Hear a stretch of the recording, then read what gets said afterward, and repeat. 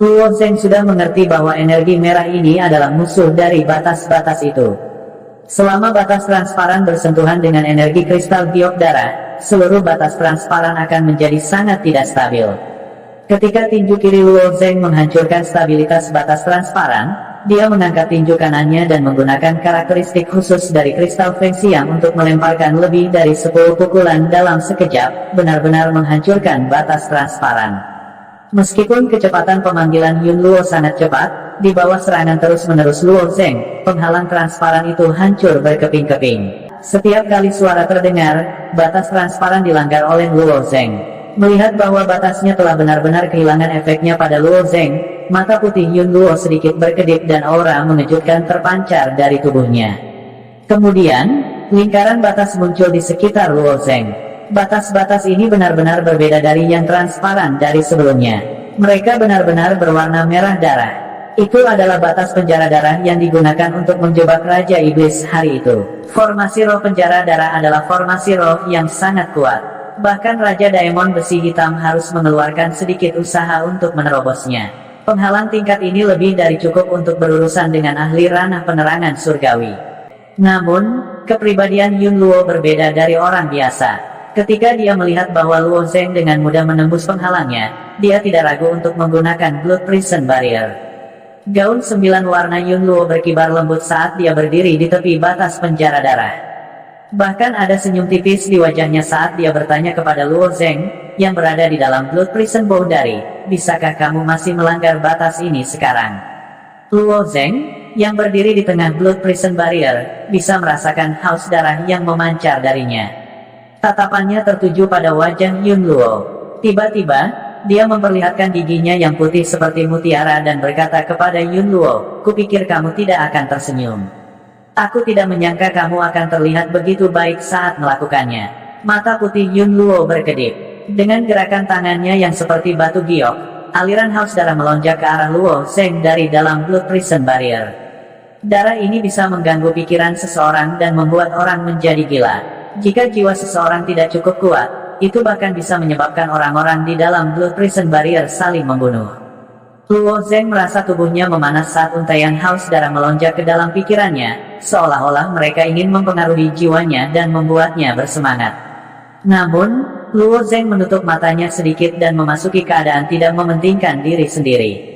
Ketika dia membuka matanya lagi, matanya jernih dan cerah. Pengaruh haus darah pada Luo Zeng dapat diabaikan. Aku mungkin bisa memecahkan penghalang penjara darah ini. Luo Zeng berjalan ke tepi Blood Prison Barrier dan mengacungkan tangan kirinya, meninju tepi Blood Prison Barrier. Kekuatan Blood Jade Crystal di lengan kirinya menyembur keluar dan mengalir ke Blood Prison Barrier. Meskipun Blood Jade Crystal memiliki efek magis menahan penghalang, Blood Prison Barrier itu sendiri juga sangat istimewa. Ketika energi kristal giok darah membentuk jaring laba-laba, haus darah di dalam penghalang penjara darah mulai dengan panik melahap energi kristal giok darah. Luo Zeng tidak punya waktu untuk memperluas celah di Blood Prison Barrier sebelum energinya benar-benar habis oleh haus darah. Senyum tipis muncul di wajah Yun Luo lagi. Kenapa kamu tidak menghancurkan Blood Prison Barrier untuk aku lihat? Mata Luo Zeng sedikit menyipit menghadapi provokasi Yun Luo. Penghalang penjara darah jauh lebih kuat daripada penghalang transparan, dan itu juga bisa memperbaiki dirinya sendiri secara otomatis. Dengan kekuatannya saat ini, memang akan sulit baginya untuk mematahkannya dengan mudah. Penghalang ini juga diringkas dari Quintessential Essence. Selama itu adalah intisari-intisari, Ki Iblis Langit di tubuh Luo Zeng seharusnya bisa melahapnya. Namun, dia telah mencobanya sebelumnya, dan Sky Demon Ki tampaknya tidak berpengaruh pada penghalang. Luo Zeng diam-diam menganalisis situasinya. Dia tidak bisa menghancurkan penghalang dari luar, tetapi bagaimana jika dia mengirim Sky Demon Ki ke penghalang? Luo Zeng dapat menggunakan kristal giok darah untuk membuka celah kecil di penghalang dan menyuntikkan Ki Setan Langit ke dalamnya pada saat yang sama. Luo Zeng tidak tahu apakah metode ini akan berhasil, tetapi dia harus mencobanya. Memikirkan hal ini, tubuh Luo Zeng tiba-tiba menjadi rileks, dan dia bahkan meregangkan pinggangnya. Dia tersenyum dan berkata, mengapa saya ingin menghancurkan penghalang ini? Bukan ide yang buruk untuk hanya mengunci saya seperti ini. Jika Anda memiliki kemampuan, Anda dapat mengunci saya di sana selamanya. Jawaban Luo Zeng membuat Yun Luo tak bisa bicara. Dia sangat cerdas, tetapi pikirannya sangat sederhana. Dia tidak tahu bahwa Luo Zeng sengaja memprovokasi dia. Melihat Luo Zeng dengan santai meregang di dalam Blood Prison Barrier, semangat kompetitif seorang gadis kecil akhirnya tumbuh di hati Yun Luo. Faktanya, dia tidak tahu bahwa ekspresi wajahnya hari ini mungkin lebih berwarna daripada gabungan beberapa tahun terakhir. Jika kamu menyerah begitu saja, kamu terlalu tidak berguna. Tidak peduli apa, kamu harus mencoba. Yun Luo bersandar di tepi penghalang dan mencoba membujuk Luo Zeng. Aku tidak akan mencoba. Kamu adalah pembangkit tenaga proyeksi surgawi. Bagaimana mungkin bawaan setengah langkah sepertiku menerobos penghalang? Luo Zeng menggelengkan kepalanya. Ekspresinya sangat serius, tapi dia diam-diam merasa geli. Yun Luo ini terlalu naif, dan menggodanya cukup menyenangkan. Yun Luo menggelengkan kepalanya dan berkata, kamu belum mencoba, jadi bagaimana kamu tahu bahwa kamu tidak bisa melakukannya? Tentu saja aku tidak bisa. Luo Zeng melambaikan tangannya. Ekspresi kekecewaan melintas di mata Yun Luo. Dia berdiri di sana dengan pandangan kosong, memikirkan sesuatu di kepala kecilnya. Setelah beberapa saat, dia tiba-tiba berkata, cobalah yang terbaik. Jika Anda benar-benar dapat memecahkan penghalang ini, saya dapat mempertimbangkan untuk memberi Anda hadiah. Luo Zeng memiliki ekspresi terkejut di wajahnya. Dia menatap wajah kecil merah mudanya dan bertanya, hadiah apa? Hadiah apapun baik-baik saja, selama itu sesuai dengan kemampuanku, kata Yun Luo dengan serius. Apakah begitu? Luo Zeng mengangkat alisnya sedikit. Dia telah menunggu Yun Luo untuk mengatakan ini. Dia tidak berharap itu lebih mudah dari yang dia bayangkan. Luo Zeng awalnya berpikir bahwa dia seharusnya tidak menggoda Yun Luo yang naif seperti ini. Tapi setelah dipikir-pikir, dia telah menjebak dirinya di ruang kecil begitu lama. Tidak ada alasan baginya untuk berhati lembut. Oke, kalau begitu aku akan mencoba. Luo Zeng mengambil 2 langkah dan tiba di tepi Blood Prison Barrier. Dia menemukan posisi dan mulai menggunakan ki iblis surgawinya. Menurut sifat melahap ki iblis surgawi, dia hanya perlu menggunakan jejaknya. Selama ki iblis surgawi bisa dilahap dari dalam, jumlah ki iblis surgawi akan meroket. Pada akhirnya, Luo Zeng menarik napas dalam-dalam dan meninju formasi batas penjara darah.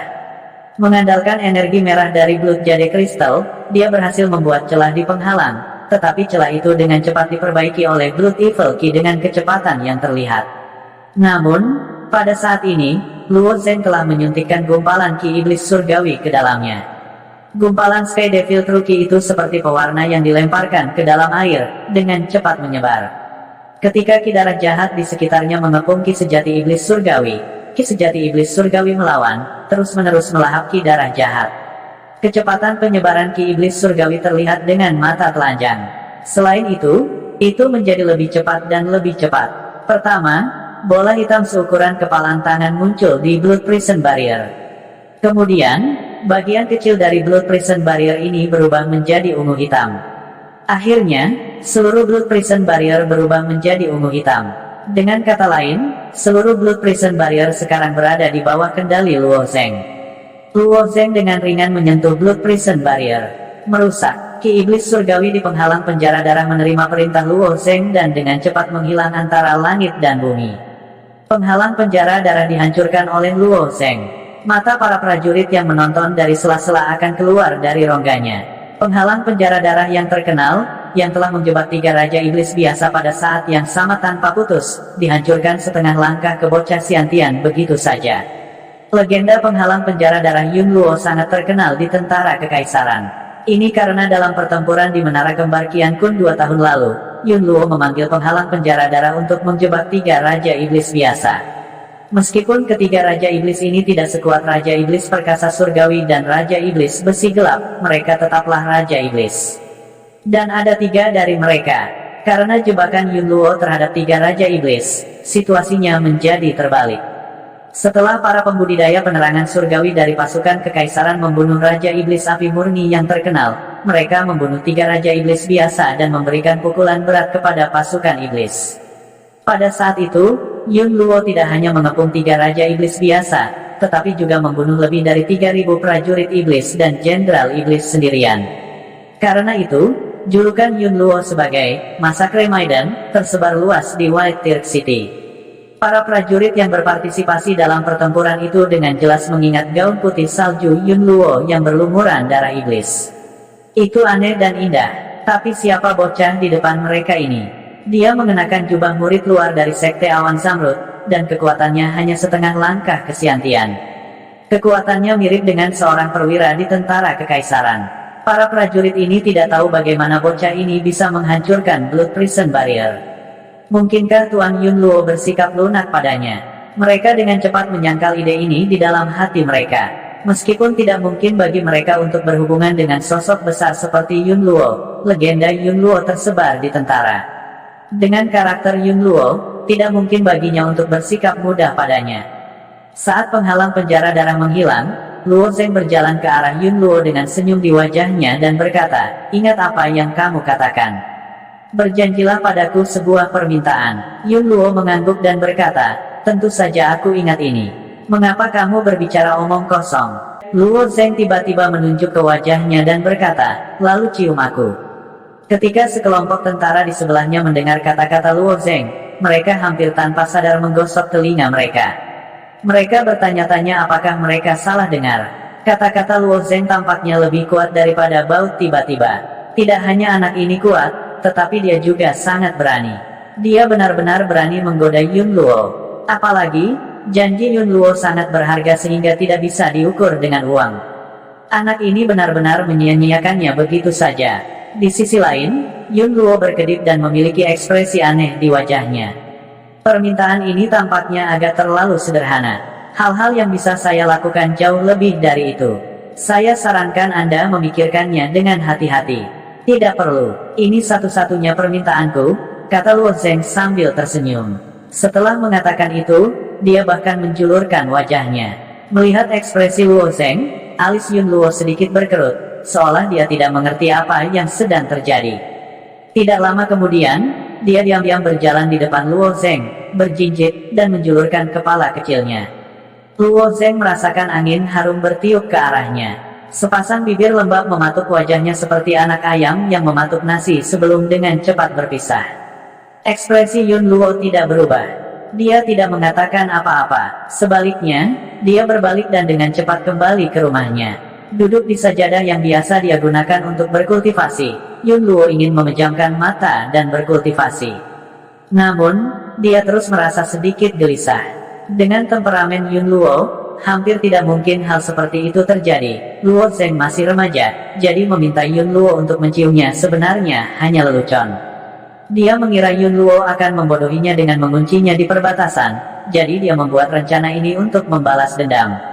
Dia tidak menyangka Yun Luo akan menciumnya tanpa ragu-ragu. Luo Zeng sedikit terkejut. Para prajurit di samping juga tercengang. Apa yang terjadi? Yun Luo tidak keluar untuk sementara waktu, jadi Luo Zeng tidak melihatnya lagi. Bagi Yun Luo, ini dianggap normal.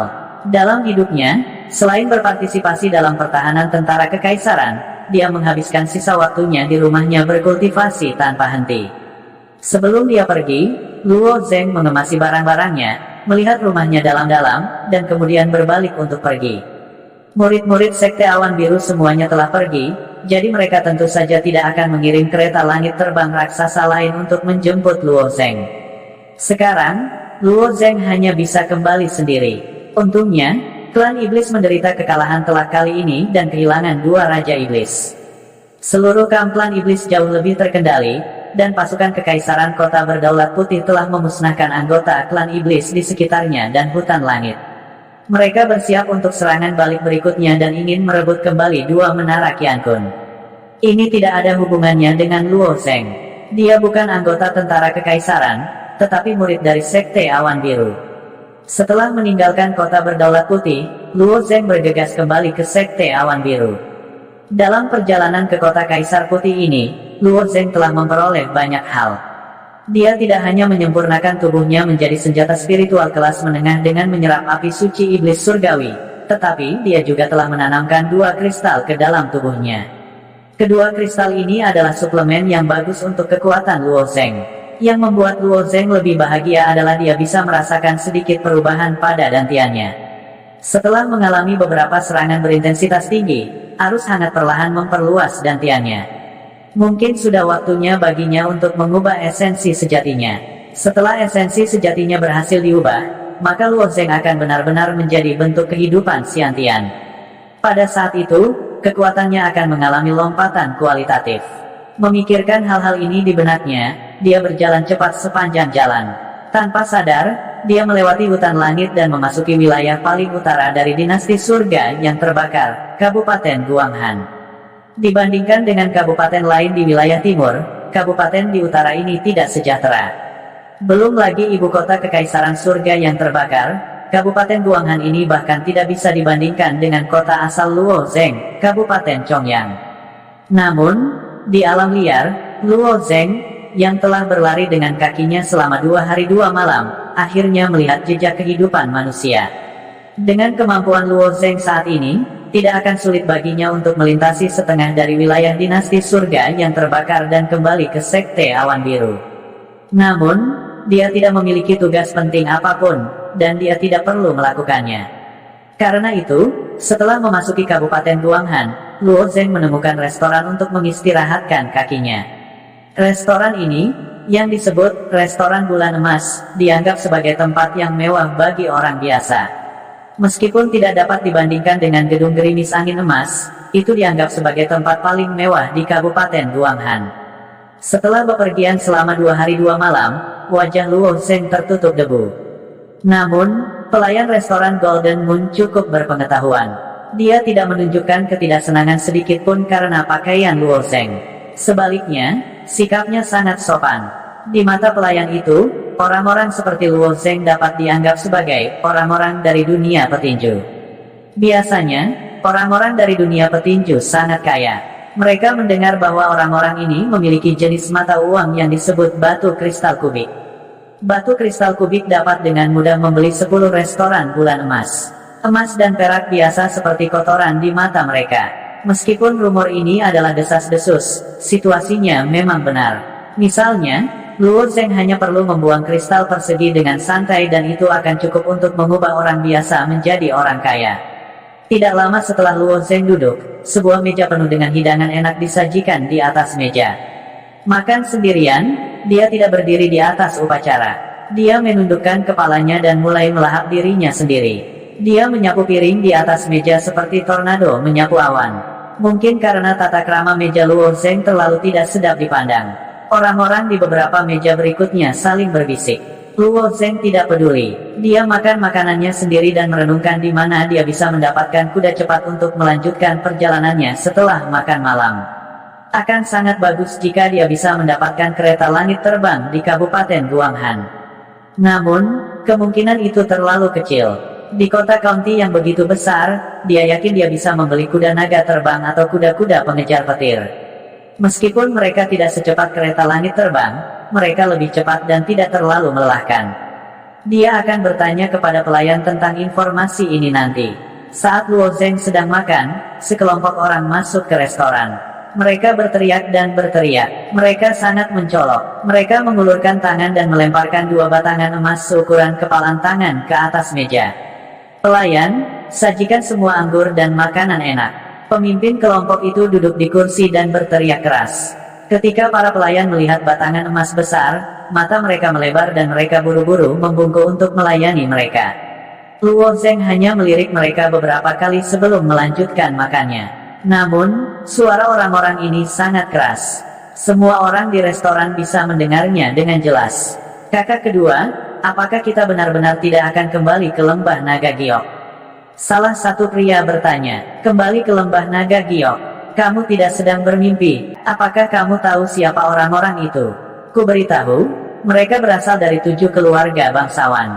Jika kita dengan santai memprovokasi seseorang, dia bisa menghancurkan kita. Geng daun bambu hanya dengan 1 jari. Pria yang memimpin melotot dan berkata, sayang sekali. Geng daun bambu kami telah berada di lembah Naga Giok selama bertahun-tahun, tetapi kami telah diusir. Kami hanya bisa pindah ke tempat lain. Memikirkannya saja membuatku merasa jengkel. Pria di sebelahnya berkata dengan marah. Pria yang memimpin berkata lagi, jika kita ingin pindah, maka jadilah itu.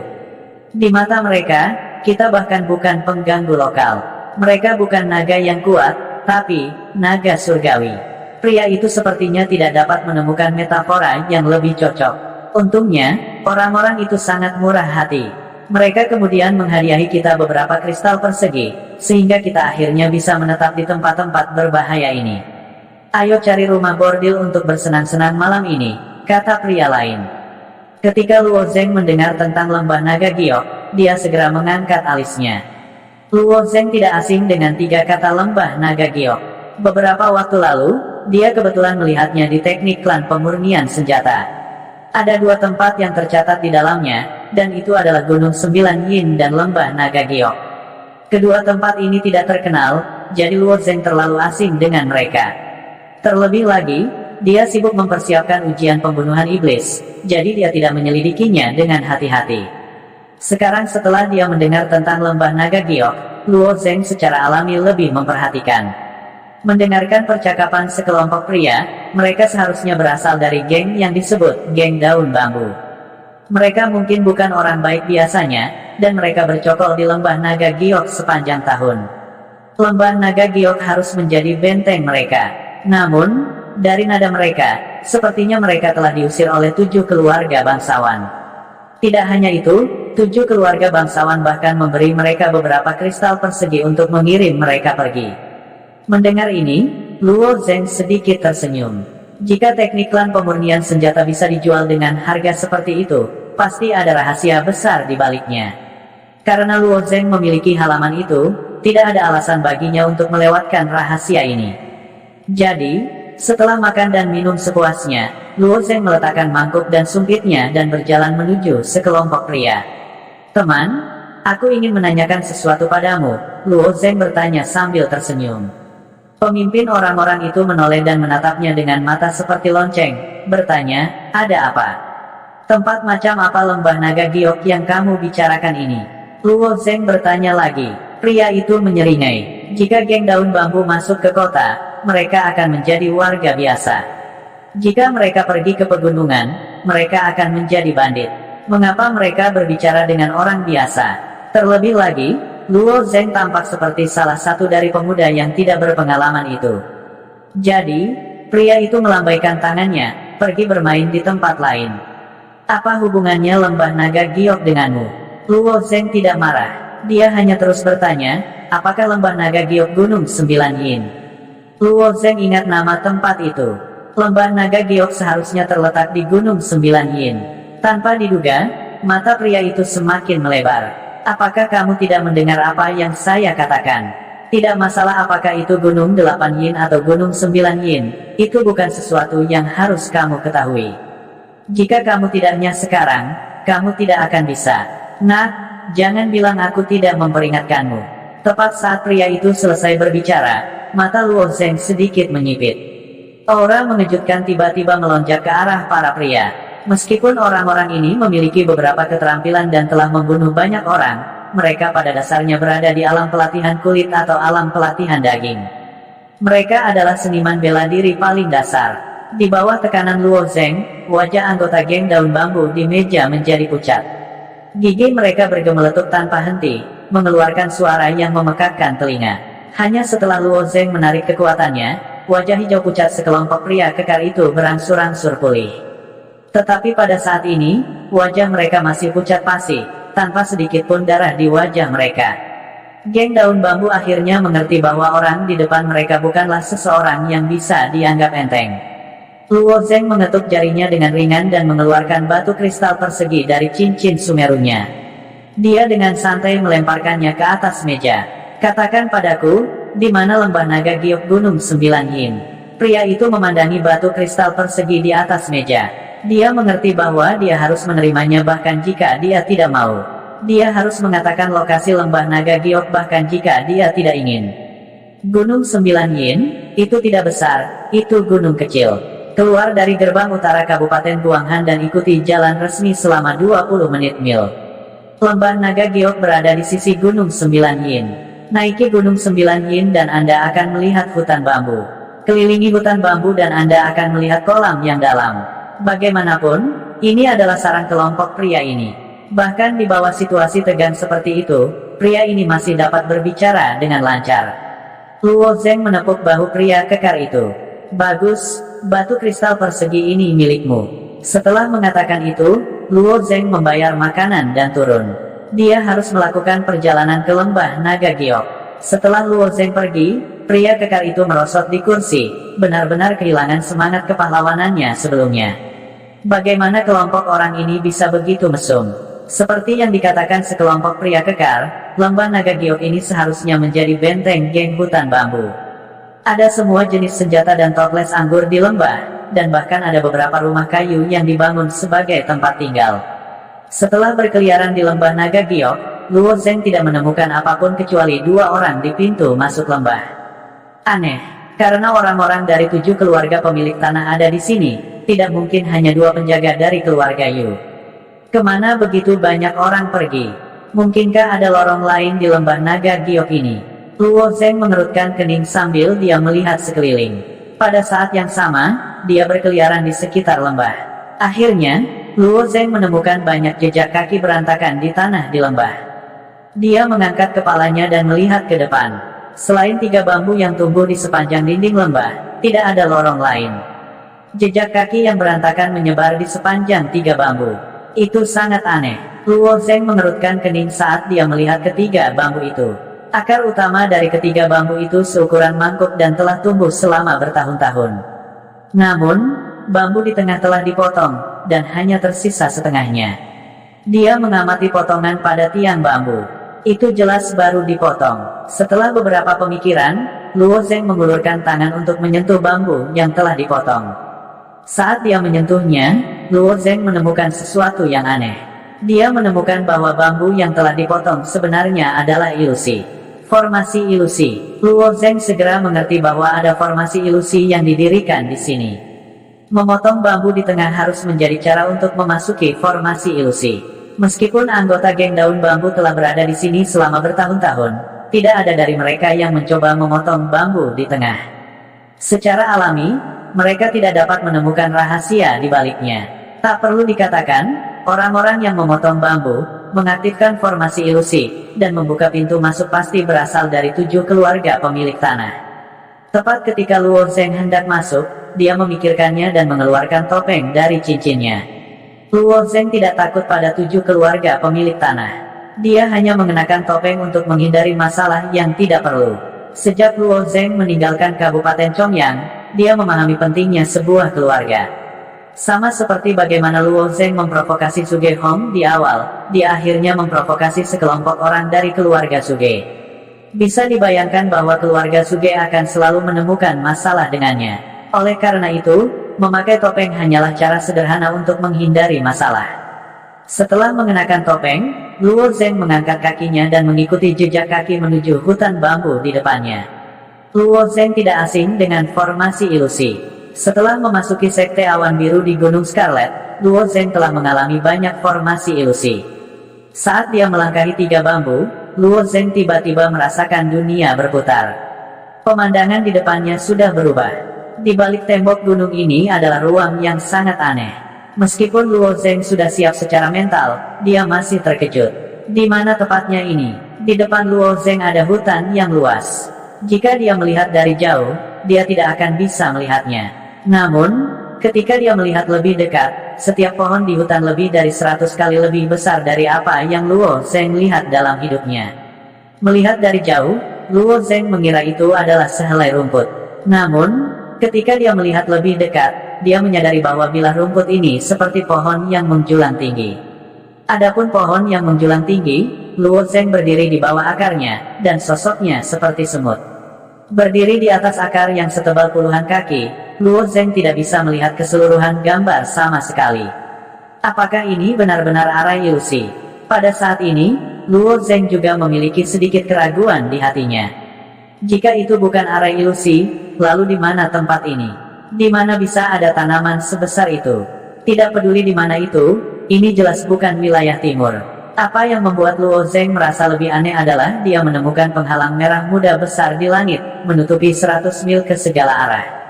Penghalang ini mungkin tingginya puluhan ribu kaki dan panjangnya ratusan mil. Makhluk maha kuasa macam apa yang bisa membangun penghalang sebesar itu? Penghalang merah muda yang paling dekat dengan Luo Zeng berada tepat di belakang pintu masuk. Luo Zeng perlahan mendekati penghalang merah muda. Dari penghalang, gelombang energi yang membuat jantung Luo Zeng berdebar. Energi di dalam Blood Jade Crystal dikatakan mampu menghancurkan semua penghalang. Aku ingin tahu apakah itu berpengaruh pada penghalang merah muda ini. Keingintahuan Luo Zeng juga muncul. Gumpalan energi yang lolos dari penghalang merah muda membuat Luo Zeng merasa sangat berbahaya. Agar aman, Luo Zeng menjaga jarak tertentu dari penghalang. Kemudian, dia memaksakan energi kristal giok darah di lengannya dan dengan hati-hati mengulurkannya ke penghalang merah muda. Saat energi kristal giok darah bersentuhan dengan penghalang merah muda, dia melihat sambaran petir yang sangat kecil tiba-tiba keluar dari penghalang merah muda. Sambaran petir langsung melahap energi kristal giok darah. Sambaran petir kecil terlihat sangat biasa, tetapi masih membuat Luo Zeng takut. Seolah-olah dia akan dikirim ke kutukan abadi jika dia terkena sambaran petir kecil ini. Dia akan mati tanpa tempat pemakaman. Luo Zeng tidak bisa menahan diri untuk tidak menelan air liurnya. Sejauh ini, tidak ada yang pernah bisa memberikan tekanan sebesar itu padanya. Terlebih lagi, penghalang merah muda ini hanyalah benda mati. Seluruh penghalang telah menyebar sejauh ini, namun masih bisa mempertahankan kekuatan seperti itu. Mungkinkah ini penghalang yang diciptakan oleh dewa legendaris? Luo Zeng awalnya ingin menguji Sky Devil Key-nya, tetapi sekarang dia memutuskan untuk menyerah. Tampaknya penghalang ini tidak akan mengambil inisiatif untuk menyerang orang. Jika dia benar-benar menarik petir untuk dirinya sendiri, dia takut dia akan mendapat masalah. Tepat ketika Luo Zeng hendak meninggalkan tepi penghalang, sebuah makhluk tiba-tiba muncul di luar penghalang. Itu adalah harimau putih. Jika itu adalah harimau biasa, bahkan jika ada ribuan dari mereka, Luo Zeng tidak akan takut. Tapi harimau putih ini berbeda. Harimau ini sebenarnya tingginya ratusan kaki. Sebaliknya, tubuh kecil Luo Zeng bahkan tidak sebanding dengan semut di depan harimau ini. Luo Zeng tidak bisa membantu tetapi mengerutkan kening ketika dia mendengarnya. Bukankah kamu 7 klan pemilik tanah selalu membunuh sesukamu? Mengapa kamu ingin tahu namaku? Oh, ini tidak ada hubungannya dengan klan pemilik tanah yang saya wakili. Ini semua adalah hobi pribadi saya. Sejak saya mengambil posisi saya di keluarga Pei, saya telah membunuh total 2461. Aku ingat setiap nama mereka dengan jelas. Jika aku membunuhmu tanpa mengetahui namamu, bukankah aku akan memecahkan rekorku? Suara Yan Jiu datang dari dalam lagi. Kamu tidak perlu tahu namaku, kata Luo Zeng dengan tenang. Mengapa? Yan Jiu dengan cepat menekan. Tawa nyaring Yan Jiu tiba-tiba terdengar dari dalam asap. Kedengarannya seperti tawa seorang wanita yang menggoda.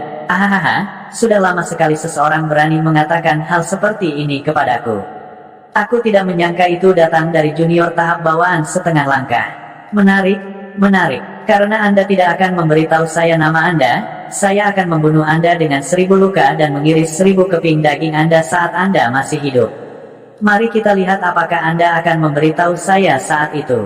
Petik 2. Setelah itu, asap hitam yang menyelimuti Luo Zeng berjatuhan lagi.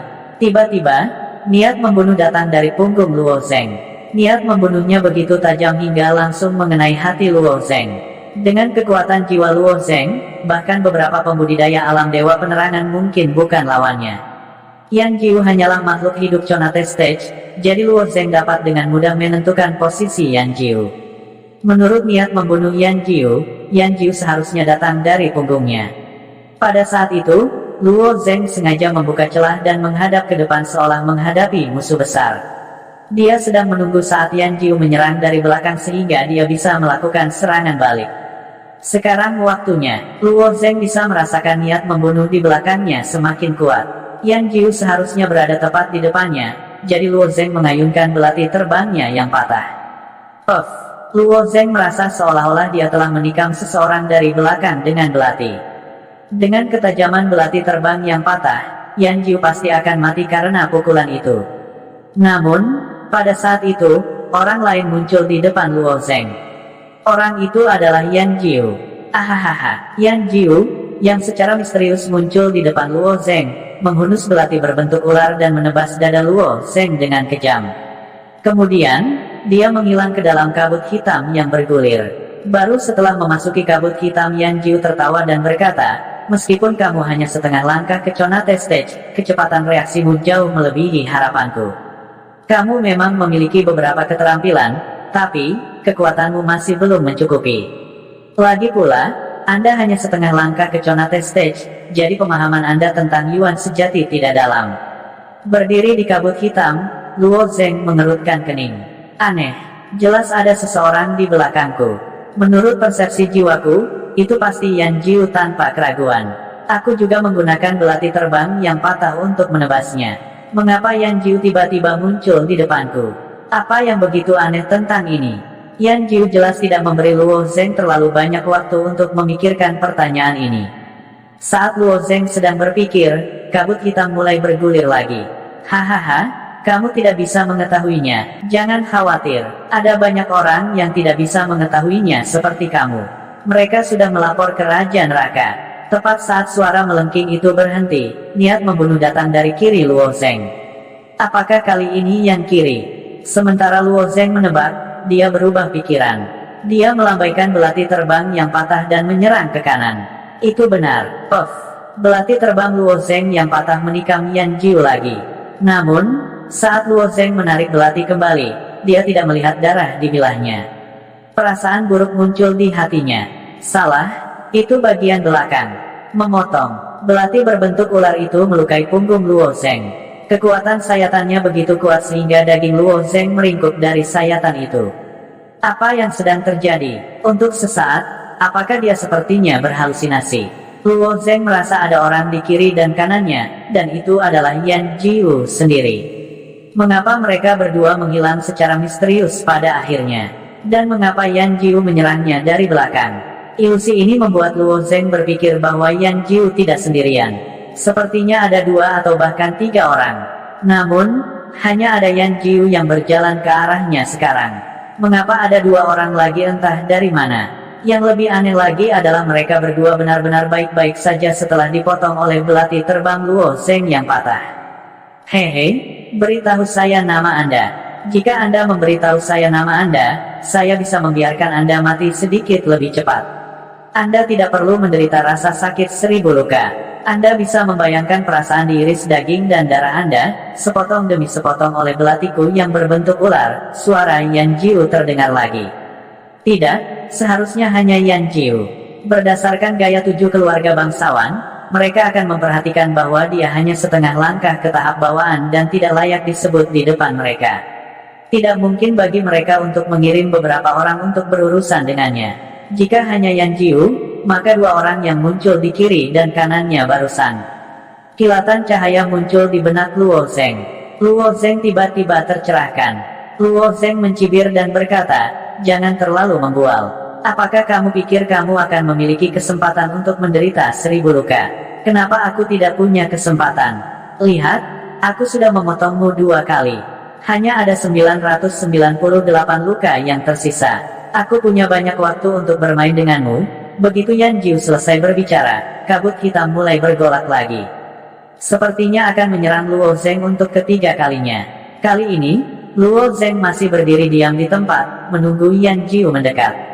Metode menyerang Yan Jiu memang sangat unik. Gaya bertarung seperti ini selalu berhasil, tetapi kali ini, dia bertemu Luo Zeng. Luo Zeng sekali lagi menggunakan jiwanya untuk merasakan segala sesuatu di sekitarnya. Dia merasakan 3 niat membunuh yang identik datang dari kiri, depan, dan belakang. Jika aku tidak salah, kamu berencana untuk menyerang dari depan kali ini. Luo Zeng tiba-tiba menerjang ke depan, dan belati terbang yang patah mengenai orang di depannya untuk ketiga kalinya. Namun, pada saat yang sama, Luo Zeng menggambar lingkaran dengan jarinya, dan Sky Demon Ki hitam keunguan diam-diam menyebar. Sky Demon Ki berwarna hitam keunguan sangat halus, mirip dengan warna kabut hitam yang dikerahkan Yan Jiu. Jika seseorang tidak melihat dari dekat, mereka tidak akan menyadarinya sama sekali. Energi esensial iblis surgawi menyebar dengan cepat dalam lingkaran kecil, seperti setetes riak di air. Ketika riak itu bersentuhan dengan sesuatu di kabut hitam, Luo Zeng menamparkan kepalanya dan berteriak, tebakanku salah. Ini bukan bagian depan, seharusnya bagian belakang. Kristal Fengxian di lengan kanan Luo Zeng memancarkan lapisan energi, langsung meningkatkan kecepatan Luo Zeng ke tingkat yang sangat menakutkan. Dalam sekejap mata, Luo Zeng telah menebas 30 kali tepat di belakangnya. Karena tebasan Luo Zeng terlalu cepat, dia hanya mendengar serangkaian teriakan dari Yan Jiu setelah dia menyingkirkan belati terbang yang patah. Luo Zeng tidak membunuh Yan Jiu kali ini. 30 tebasan yang dia buat saat itu juga ditujukan ke tangan dan kaki Yan Jiu. 30 tebasan, dengan ketajaman belati terbang yang patah, seharusnya sudah cukup untuk memotong Yan Jiu menjadi beberapa bagian, tetapi Luo Zeng menahannya. Memisahkan lapisan kabut hitam, Luo Zeng berjalan ke arah Yan Jiu dan menatap pria banci di depannya. Dia berkata dengan dingin, "Apakah kamu masih ingin tahu namaku? Bagaimana kamu menemukanku?" Luo Zeng bertanya sambil tersenyum. Wajah Yan Jiu berkerut karena rasa sakit yang luar biasa. "Beritahu saya, temukan jawabannya di neraka." Begitu Luo Zeng selesai berbicara, belati terbang yang patah di tangannya terbang keluar dan tenggelam jauh ke leher Yan Jiu sebelum menggali jauh ke dalam tanah. Luo Zeng kemudian mengepalkan ibu jarinya untuk mengambil belati terbang yang patah. Luo Zeng telah disesatkan sejak awal. Sebenarnya, Yan Jiu adalah satu-satunya yang mencoba membunuh Luo Zeng sejak awal. Namun, apa yang disulap oleh Ethereal Aether Yan Jiu bukanlah kabut hitam. Kabut hitam di depan mata Luo Zeng hanyalah tabir asap. Yan Jiu pasti menggunakan sesuatu yang lain untuk mewujudkannya. Benda yang disulap oleh Ethereal Aether milik Yan Jiu pastilah Yan Jiu sendiri. Ethereal Aether beberapa orang bisa berubah menjadi teratai, seperti Wang Yan Miao. Ethereal Aether lainnya dapat membentuk lapisan penghalang, seperti Yun Luo. Ethereal Aether Yan Jiu, di sisi lain, bisa berubah menjadi dirinya sendiri. Dengan kata lain, orang yang ditikam Luo Zeng pada awalnya hanyalah boneka yang disulap oleh Yan Jiu menggunakan Ethereal Aether miliknya. Dalam serangan pertama, Yan Jiu telah menyulap 2 boneka. Saat Yan Jiu akan menggunakan metode yang sama untuk membunuh Luo Zeng untuk ketiga kalinya, Luo Zeng melihatnya dan membuat tindakan balasan. Sama seperti Yan Jiu menyulap 3 boneka untuk menyerang Luo Zeng, Luo Zeng menyebarkan ki murni iblis surgawi di tubuhnya. Menggunakan kemampuan Heavenly Demonic Pureki untuk melahap Ethereal Aether, Luo Zeng merasakan bahwa Yan Jiu di depan, kiri, dan kanan semuanya dilahap oleh Heavenly Demonic Pureki. Ini berarti boneka di depan, kiri, dan kanan semuanya terbentuk dari Ethereal Aether, sementara Yan Jiu yang asli menyerangnya dari belakang. Setelah membuat penilaian yang benar, Luo Zeng dengan tegas meluncurkan serangan hiruk-pikuk di belakangnya. Setelah Yan Jiu dibunuh oleh Luo Zeng, kabut hitam mulai menghilang. Lusinan orang dari 7 keluarga pemilik tanah awalnya berhenti memperhatikan tempat ini setelah mereka melihat Yan Jiu menyerang Luo Zeng. Menurut pendapat mereka, Yan Jiu saja sudah lebih dari cukup untuk menghadapi bocah yang tiba-tiba menerobos masuk. Bagi mereka, bocah yang tiba-tiba menerobos masuk itu seperti ngengat yang secara tidak sengaja terbang ke jaring laba-laba. Yang harus mereka lakukan hanyalah mengulurkan tangan untuk mencabut jaring laba-laba dan menjepitnya sampai mati. Namun, saat kabut hitam perlahan menghilang, beberapa dari mereka secara tidak sengaja melihat ke atas dan mengeluarkan suara terkejut.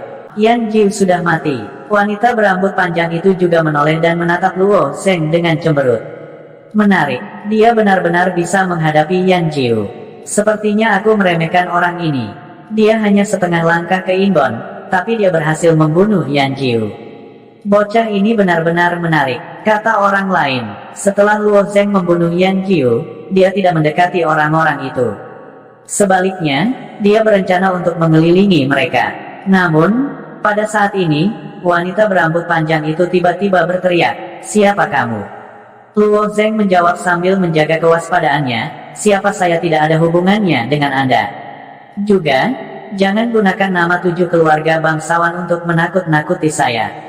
Tidak ada gunanya, kami akan mengurus urusan kami sendiri." Wanita berambut panjang itu tiba-tiba tertawa ketika dia mendengar kata-kata Luo Zeng. "Apakah kamu tahu bahwa kata-katamu sangat kekanak-kanakan?" Luo Zeng meletakkan belati terbang di dadanya dan berkata, "Aku tidak tahu apakah itu kekanak-kanakan atau tidak, tetapi mereka yang berani mencari masalah denganku akan mati seperti bocah yang tergeletak di tanah." Secara alami tidak mungkin untuk mengatakan bahwa Luo Zeng tidak waspada terhadap 7 keluarga bangsawan.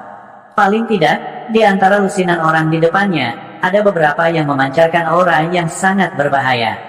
Jika mereka serius, Luo Zheng hanya bisa lari untuk hidupnya. Namun, karena Luo Zheng telah memperoleh diagram dari teknik klan peralatan kerajinan, dia tidak bodoh. Tidak ada alasan baginya untuk mundur. Haha. Cerita bersambung. Terima kasih yang telah menonton.